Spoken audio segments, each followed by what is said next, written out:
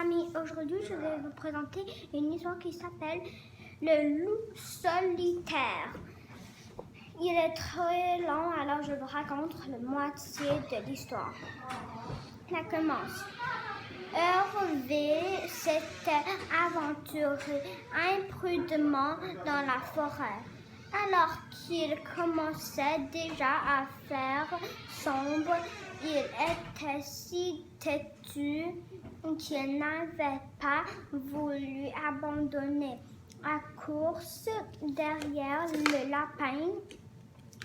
Le garenne qui l'avait surpris bondissait dans le neige.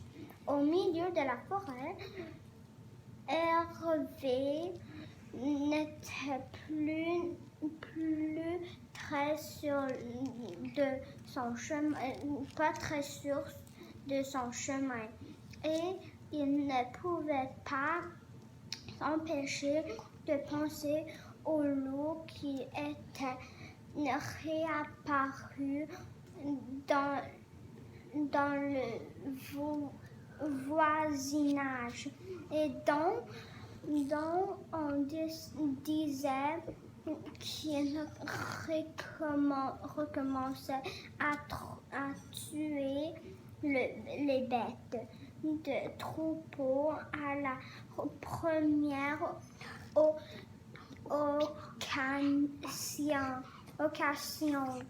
Tout au village était prêt à l'abattre s'il le rencontrait, mais Hervé espérait qu'il n'aurait pas la malchance de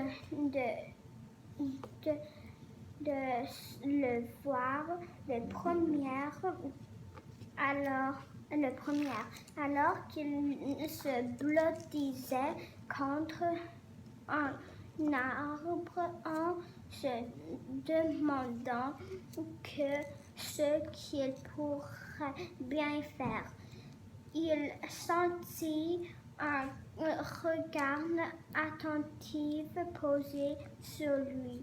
Il leva lentement les yeux et vit ceux du loup briller dans le noir. Fixé sur lui, Hervé ne put s'empêcher de sourire en se disant que ce n'est pas seulement quand on parle du loup qu'on voit la queue, mais aussi quand on y a pensé. Hervé pensait que le pire allait arriver avec tout ce qu'il avait entendu dire au village. Et pourtant, le loup ne faisait pas au mouvement et aucun son ne sortait de sa gueule. Au bout d'un moment, pourtant, il se leva. Hervé attendait alors à devoir se défendre. Mais au contraire, le loup partit en sens inverse. Il se retourna et restait immobile. Hervé comprit alors que le loup l'attendait. Il se leva lentement et se mit à le suivre, mais sans s'approcher. Aujourd'hui, je vais raconter ici. Et pour demain, je vous raconte une histoire qui s'appelle Le dauphin argenté. Au revoir.